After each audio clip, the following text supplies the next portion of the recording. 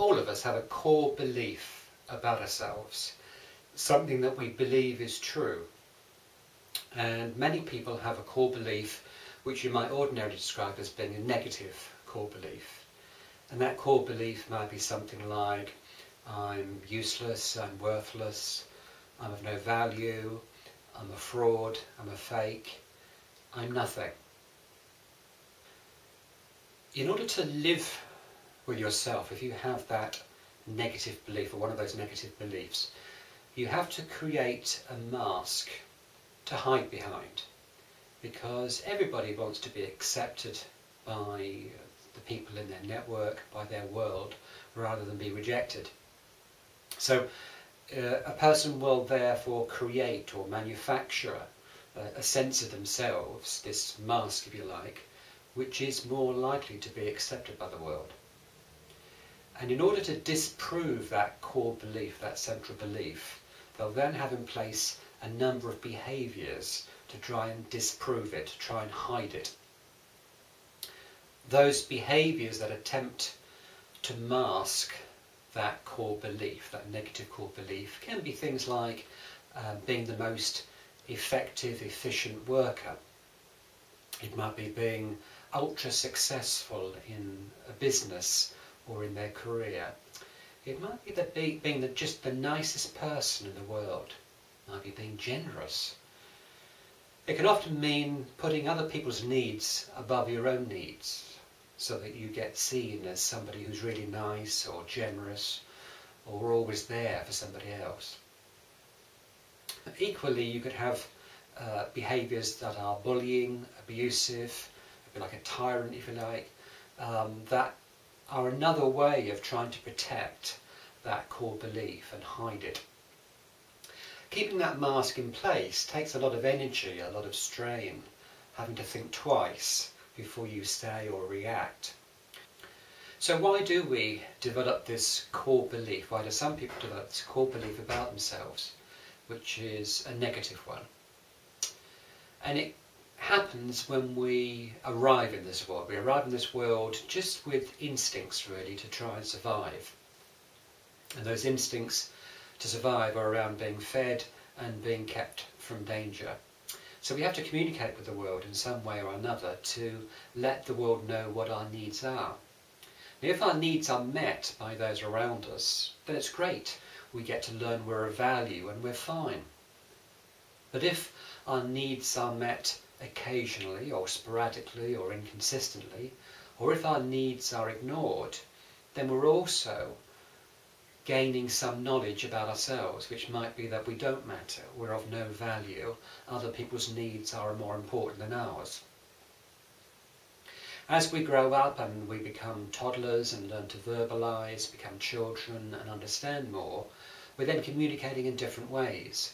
And again, the reaction we get from our environment and the people around us starts to give us more ideas about who we are, and start to develop a belief about ourselves. It's not a conscious belief, it's just that deep buried feeling, sense of ourselves that whatever conscious stuff we might say to disprove is always there for us. And so in order to survive, what we have to do is create a mask of acceptability, if you like, that we kind of manufacture in order to feel that sense of acceptance more. Behind the mask are all those aspects of ourselves that we've had rejected, that we've learned to hide. And so there comes this gap between the authentic self, which maybe has been shamed or rejected, and this mask, which is the mask of acceptability.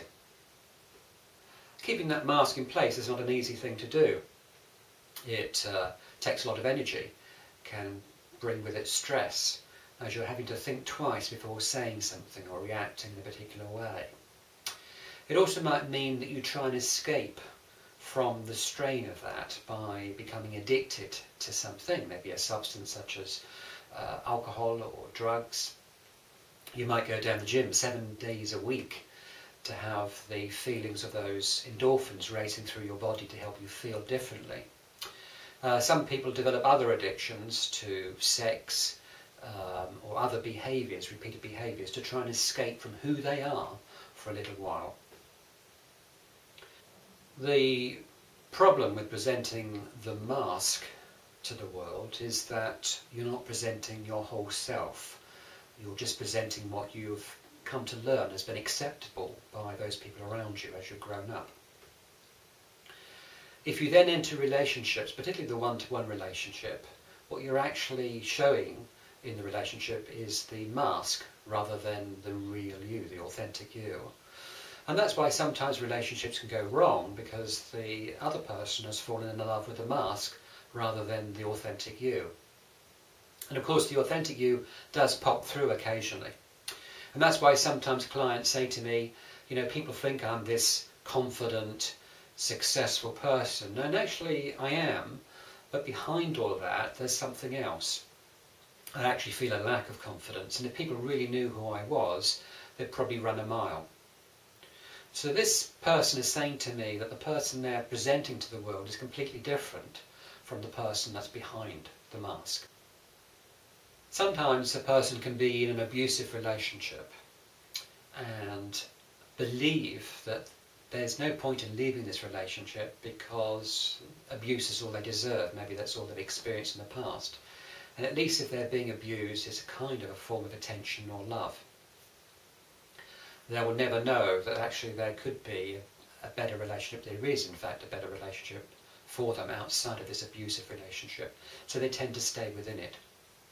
Somebody else who's been in an abusive relationship will then go into another relationship.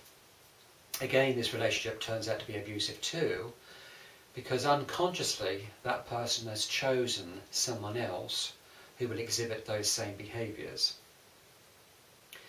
EMSRP helps to surface that core belief, that ultra-secret belief that we might have about ourselves, which may be the negative belief of being worthless, useless, a fraud, a fake, or whatever. And then to look at the behaviours that we put in place to try and disprove that. Now the manufactured self, that mask I've talked about, has played a very useful role in your life. And it's not about dropping that. It's about incorporating that, but allowing more of your authentic self to come through. And being the true you is actually an easy person to be, naturally, rather than being somebody else who others maybe have wanted you to be. Isn't it time for you to be your authentic self?